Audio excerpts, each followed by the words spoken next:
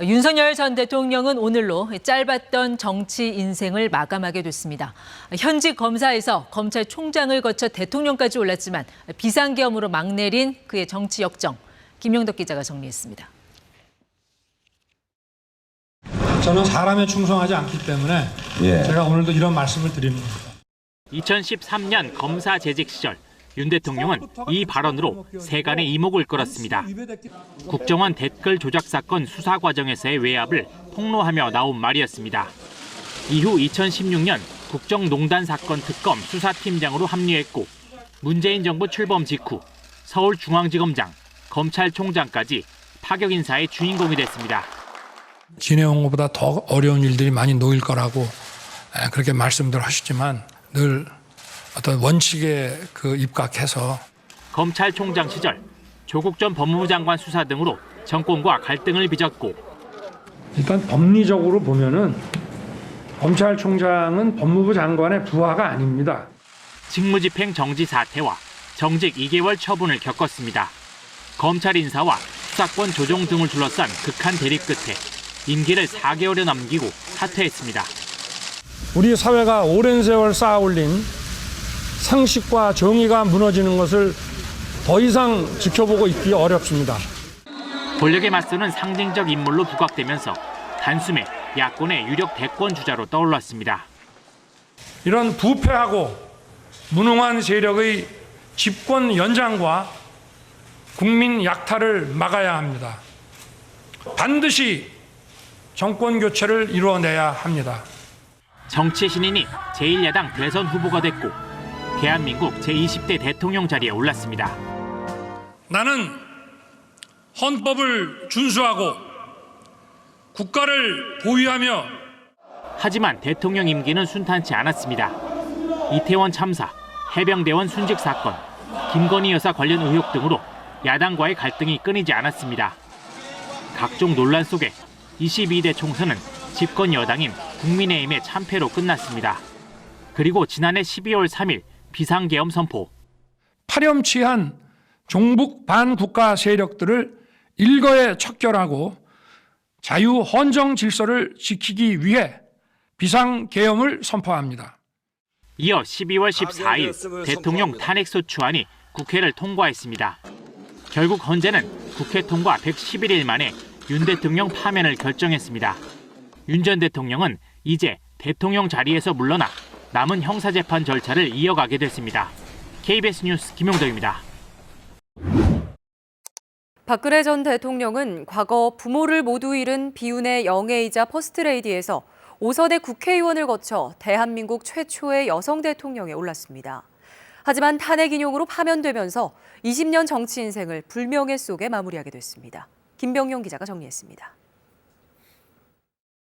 1963년 아버지 박정희 대통령의 취임과 함께 청와대에서 영예 생활을 시작한 박근혜 전 대통령은 1974년 총탄에 숨진 어머니 유경수 여사를 대신해 만 22살의 퍼스트레이디가 되면서 국정과 인연을 맺었습니다. 하지만 5년 뒤 박정희 대통령마저 총탄에 피격돼 서거하면서 청와대 생활을 마감하게 됩니다. 고 박정희 대통령의 두 영예는 16년간 살던 청와대를 떠나 신당동 이웃집으로 이사했습니다. 이후 유경재단 정수장학회 이사장을 맡으며 18년간 은둔 생활을 했던 박 전 대통령은 1998년 4월 재보궐선거를 통해 국회에 입성하면서 정계의 첫 발을 내딛습니다. 제가 나서서 국민의 아픔을 같이 나누고 다시 한번 한국 경제 도약에 헌신해야겠다고 결심했던 것입니다. 차떼기 불법 대선과 노무현 전 대통령 탄핵 역풍 등으로 한나라당이 위기를 맞았을 때 구원투수로 나서 당을 안정시켰습니다. 어머니가 강한 것처럼 무슨 어려운 일도 할 수 있습니다. 고통스럽지만 꼭 이겨내서 여러분 앞에 당당히 서겠습니다. 2006년 지방선거 때는 피습까지 당하면서 선거를 진두지휘하는 등 선거의 여왕으로 불리며 자신도 5선 의원까지 올랐습니다. 2007년 대선 경선 패배 이후 세종시 행정수도 이전 논란 등에선 원칙과 신뢰의 이미지를 쌓아왔고 우리나라 첫 여성 대통령이 됐습니다. 저는 오늘 대한민국의 제18대 대통령에 취임하면서 희망의 새 시대를 열겠다는 각오로 이 자리에 섰습니다. 하지만 세월호 참사와 정윤회 문건 파동, 문고리 3인방으로 대표되는 독선과 불통의 국정 운영이라는 비판이 끊이지 않았고 지난해 터진 최순실 게이트로 정치 인생의 최대 위기를 맞았습니다. 내가 이러려고 대통령을 했나 하는 자괴감이 들 정도로 괴롭기만 합니다. 결국 헌정사상 처음으로 탄핵 파면된 대통령이라는 불명예를 안게 됐습니다. KBS 뉴스 김병룡입니다. 지난해 12월 9일 시작된 헌법재판소의 박근혜 대통령 탄핵 심판은 대통령 파면 선고로 막을 내렸습니다. 긴박했던 92일의 주요 순간들을 이세연 기자가 살펴봤습니다. 대통령 박근혜 탄핵 소추안은 가결되었음을 선포합니다.